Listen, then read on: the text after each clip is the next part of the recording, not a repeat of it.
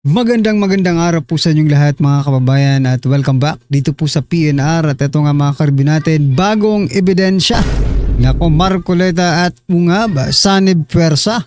Ayan mga kababayan, patungkol po riyan ang ating aalamin at bibigyan ng komento ngayong araw na ito. Pero bago pong lahat mga kababayan, sa mga hindi pa po nakapag-subscribe sa ating munting channel ay pa-subscribe naman po.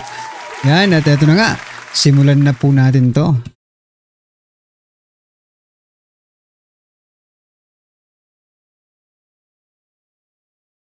Si Congressman Ungab ay huli rin ang isa sa nagsiwalat ng mga blanco sa BICAM report. Ngayon, may bagong nadiskubre si Congressman Ungab.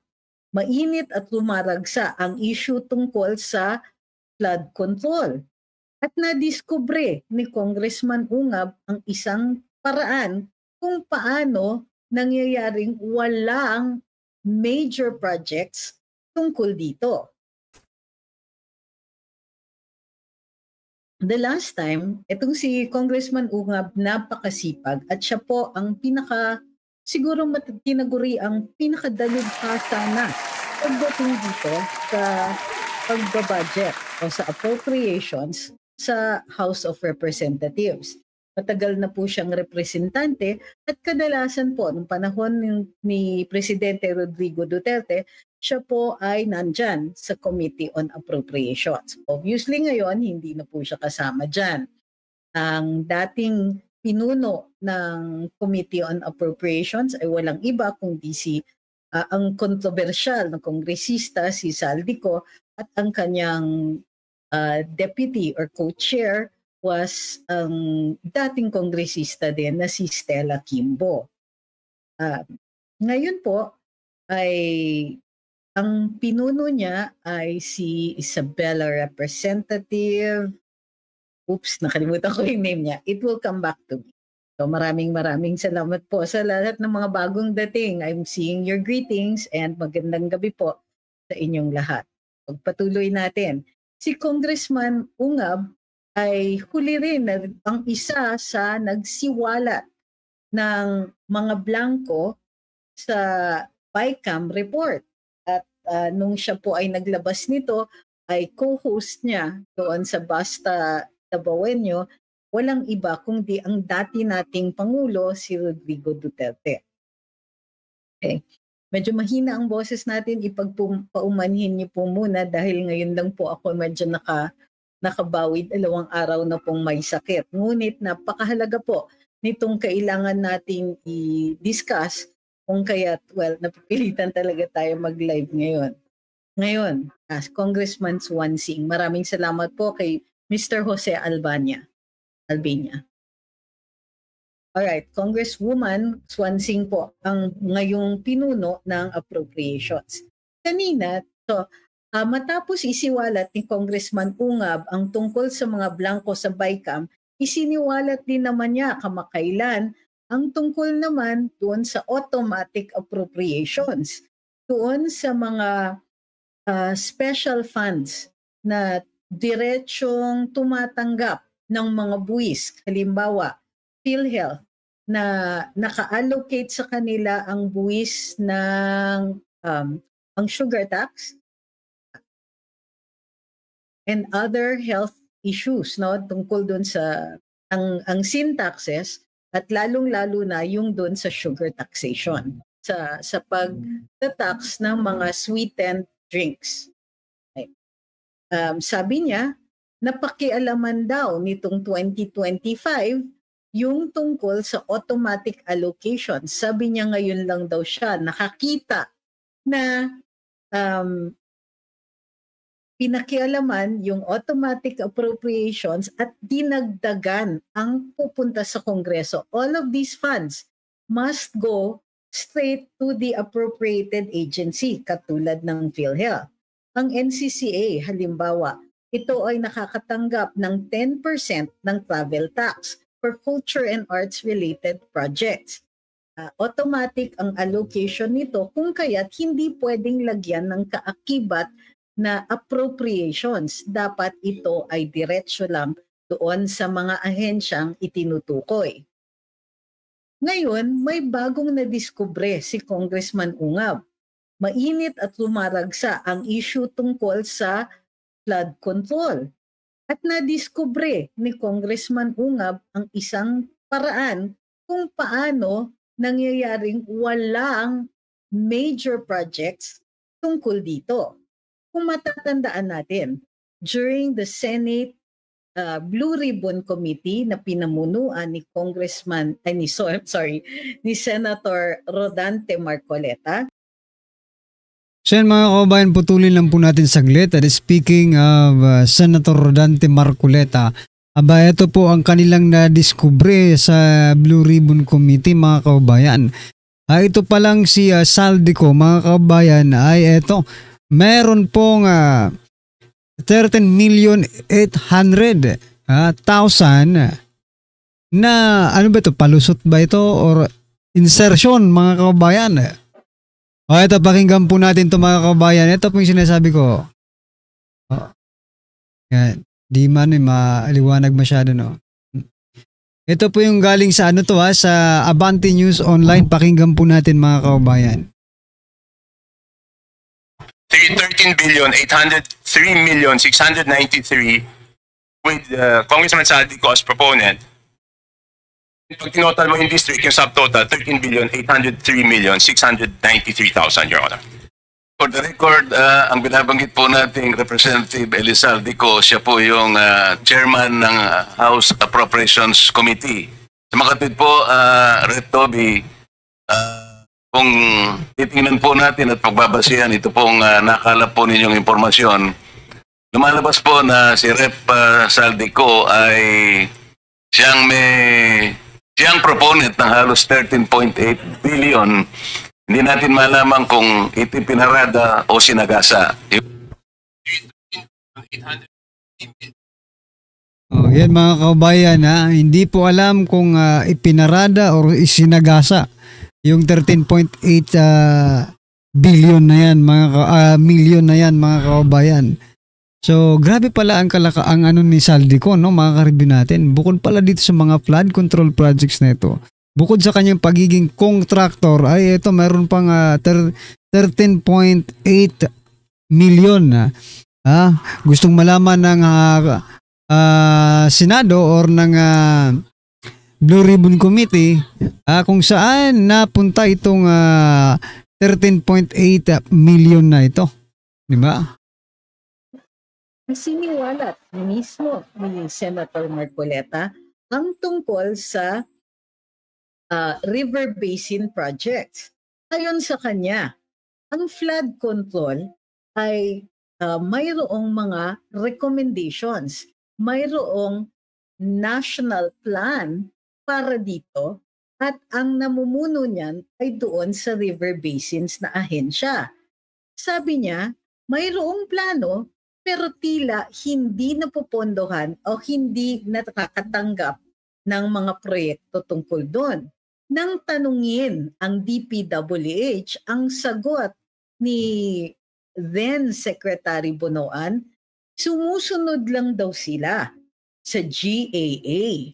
Kapag nakalagay sa GAA ang mga proyekto, maging flood control yan o gusali, lalong-lalo na yung mga ipinasok sa distrito ng kongresista, wala naman silang choice kung hindi sumunod. Alam na. Ngunit ayon kay Congressman Ungab, mayroon pa. So hindi lang po dyan.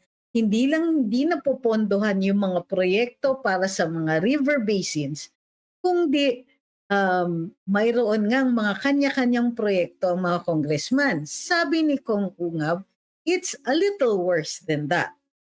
Okay. Tignan natin ang mga na-discuss niya kanina para ma-level natin kung ano ang napag-usapan or ano ang naisiwalat niya. We had later communications with him at nakita natin kung paano talaga or kung ano ang hinihinala niyang source ng iba pang flood control projects ng bawat kongresista. So yun mga kababayan, bigla po akong napangiti, napa-smile dito po sa balitang ito. Ayan mga kababayan. President Bongbong Marcos Jr. Ito po ang kanyang sinabi. At hinggil po ito sa kasalukuyang sitwasyon ng gobyerno. Okay? Maaaring kayo ay mapatawa rin dito sa kanya. Kasi ito po ang kanyang sinabi mga kababayan. Nasashock ako. Hindi ako makapaniwalang ganito na ang gobyerno. Aba. Nasashock daw siya. Nasashock siya dahil hindi siya makapaniwala na ganito na ang gobyerno. Kami nga rin po hindi kami makapaniwalang naging ganito ang gobyerno sa pamamalakad mo. Diba? Kaluko. I mean, diba? Sino ang sisisihin mo? Bakit naging ganito ang gobyerno? Si Vice President Sara Duterte? Si former President Duterte? Si Mayor Basti Duterte? Si Congressman Pulong Duterte? Sino? Ay nako talaga. Parang sinabi mo nang wala akong silbi. Diba? Inutil ako. Parang sinabi mo nang ganun Diba? Ulitin ko sinabi niya, nasashock ako. Hindi ako makapaniwalang ganito na ang gobyerno. Sana sinabi mo na lang, inutil ako. Diba? Wala akong silbi dahil naging ganito ang gobyerno. Parang mas maganda pang tingnan. Kesa po dito parang nagmamalinis ka pa. Hugas kamay kung baga. Diba? Sabi po dito ng ating mga kababayan ay nako, mahirap basahin to. Wag na lang, iba na lang. Kasi medyo below the belt, no? Taga-asa ni siya. Taga saan ka raw? Oo nga, taga saan ka ba? Taga ibang bansa ka ba? At hindi mo alam ganito lang nangyayari? Presidente ka, Oy, presidente ka po ng Pilipinas. Busy sa party and concert with Coke. Ayan BBM was soaring high in 3 years. He just landed near the flooded areas. Okay. As usual, pag uwi niya, ibabalita na namang marami siyang nahikayat na mga investors. Mangangarap na naman ng gising. Nako po, concert pa more. Grabe ito na nga yung sinasabi ko kanina, no? Grabe ang inutil mo, lutang na lutang. Yan sabi dito, ay nako, wag na nga lang. Lakas tama ako'y nawawala, di naman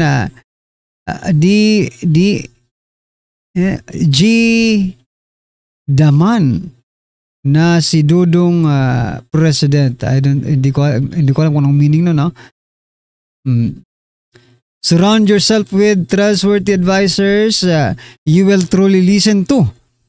Those who did not tarnish their names in any way, you will know them by their fruits. You still have 3 more years to go. May God lead the way for you in Jesus' name. Tingnan mo to kung ano-ano nang ginagawa mo pero may nag-a-advise pa rin sa'yo ng magandang gawin mo, di ba? At least kung makikinig ka lang naman, Mr. President, di ba? Red flag. Ayan, ito talaga. Mapapamura ka na lang talaga. Imagine buong buhay mo nasa politika at gobyerno ka. Tapos magmamaang-maangan ka sa sistema ng gobyerno sa Pilipinas. Di ba dapat bago ka naupo, alam mo na dapat ang dapat mong bantayan ang galawan sa gobyerno mo. Naging local executive po sa President Bongbong Marcos Jr. So, the national, ano pang hahanapin natin sa kanya? Diba? He is experienced politician. Hindi naman po siya baguhan lang. Pero bakit ganito ang statement niya? Diba? Bago po natin tapusin to, babasahin ko ulit yung sinabi niya, baka makalimutan nyo.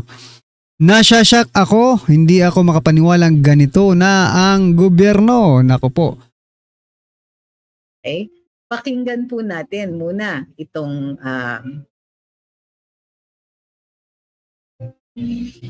nasa na yan? Itong sa Kongreso kanina.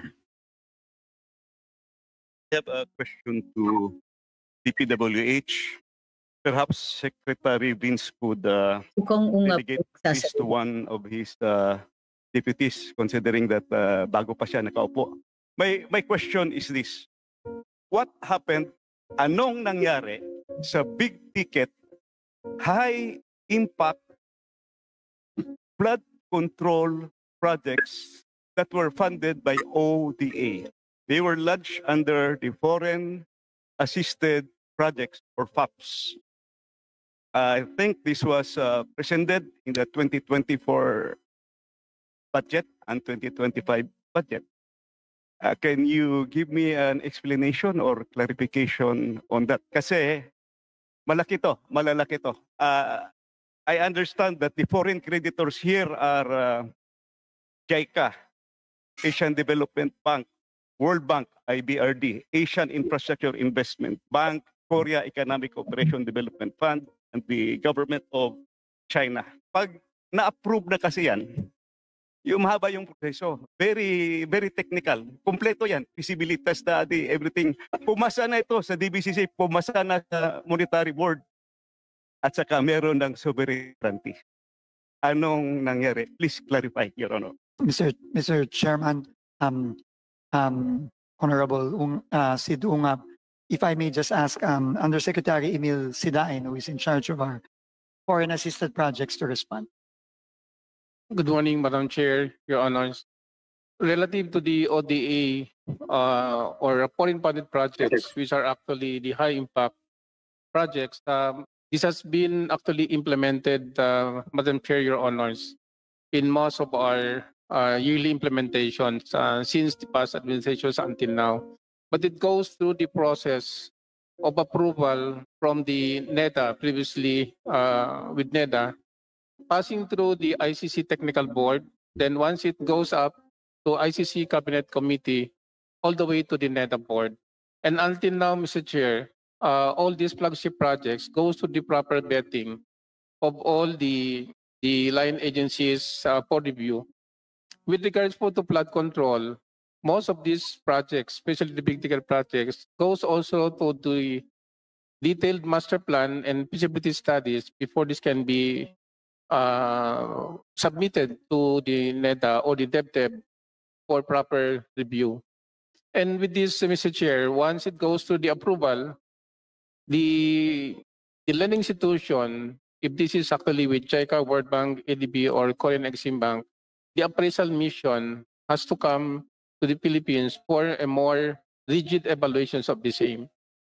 Okay, dito nakikinig tayo sa isang undersecretary ng DPWH at ini-explain niya kung saan dumadaan muna itong mga official development assistance funds or also known as foreign assisted projects. So yan mga kababayan, bago po natin tapusin ang video ito, i-share muna natin itong pinakabagong statement ni President Bongbong Marcos Jr. No? Medyo ewan ko lang kung maniniwala kayo dito, pero ito po ang sabi ni President Bongbong Marcos Jr. Sabi niya po, sabi po sa balita, PBBM hindi nagsisisi na naging presidente. Okay? Sabi niya po dito, I'm given the opportunity to actually, the privilege, the opportunity and the chance to actually do something. No? Oh, saan yan? Nasaan yung do something na yan? All of the things that I complained about all my life, now I can do something about it. Wow.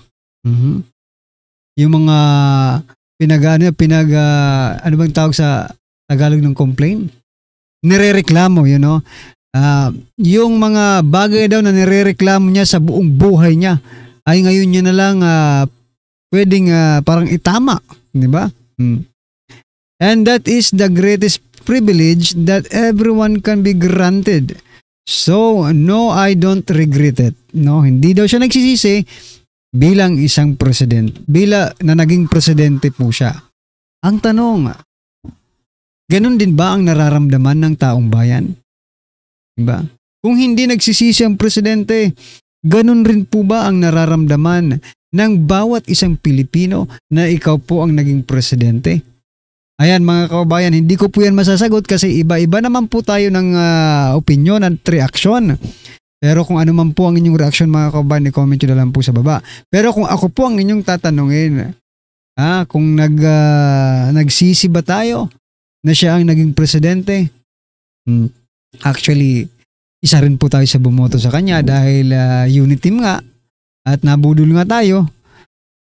Ako po ay nagsisisi mga kababayan na siya po ang naging presidente. Diba? Ayan mga kababayan, ano po ang inyong reaksyon, opinion patungkol po sa video ito? I-comment nyo na lang po sa baba. Para at least alam po natin mga kababayan ang inyong opinion. Maraming salamat po. Please don't forget to like the video. Maraming salamat po.